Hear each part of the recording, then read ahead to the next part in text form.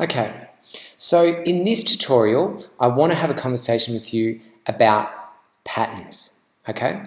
And patterns essentially enable us to make replicas of bodies or features or components to save us from having to copy and paste and realign those. So the first pattern that we're going to have a look at is we're going to have a look at a rectangular pattern. So I've just got a really simple object here. I've just got this cube, and when I click on the rectangular patterns here, you can see it comes up with this little taskbar dialog box.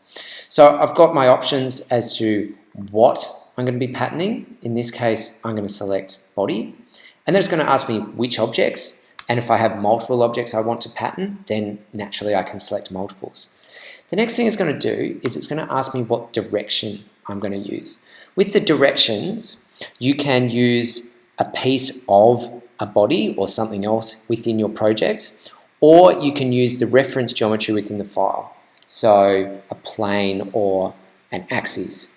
So in this case, I'm going to click on that axis there, okay, which is our Z axis. You can see that we've got some arrows now, because with the pattern, it allows me to pattern in two directions relative to the Z-axis. So I can run along the Z-axis, I can run along the X-axis, okay? I have two different spacing types, so I can extend or I can space, and I'll explain those in a moment. And then it will let me set how many items I want to replicate and the distance between them.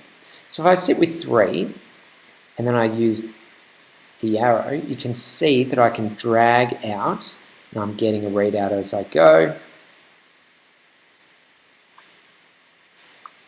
my copies. If I then bring the arrow the other way, you can see that I've managed to make another 3 copies in the other direction, which is copying not only the original object, but the 2 others that we patterned. One other thing to note is you can see that we've got these guys, so we can choose if we want to omit certain objects or features in the pattern. And if we come back to this and change to spacing, we can see that the distance we're setting is between single objects as opposed to the overall spacing. So if I was trying to nest these objects within, say, an enclosure, and I knew the size of the enclosure, say it was 1 meter by 1 meter, I could then set these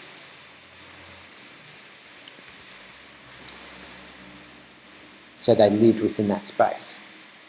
The one thing to note though, as per the diagram, is it's from this edge to this edge. So you would have to subtract whatever extra the width of the objects. So in this case, we just have to make slight reductions. Okay? Now, you've got your objects. What if you want to pattern vertically as well? You come back, you select your pattern again. It'll ask you what you want to select. We're going to go with bodies. And I'm going to pick up all my bodies. Direction, this time I'm going to go this axis. And you can see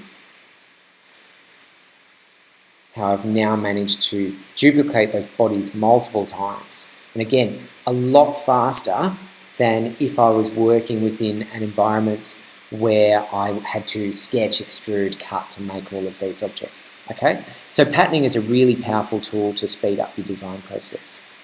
The next thing I want to talk to you about is circular patterns.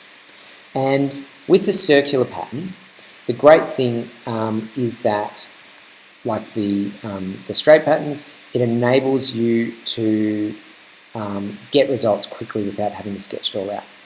So in this case, what I'm going to do is I'm just going to create a solid object, and I'm going to make a modification to that object.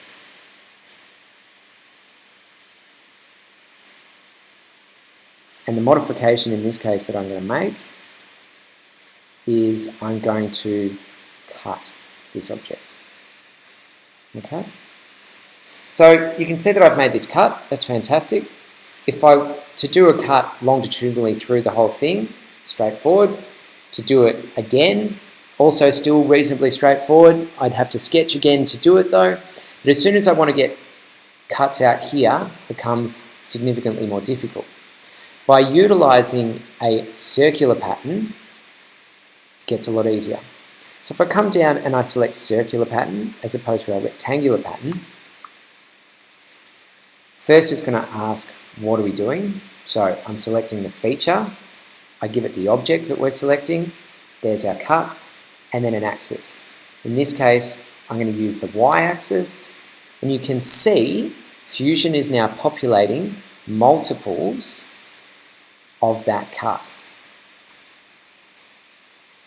And I can slide, or I can update the amount here.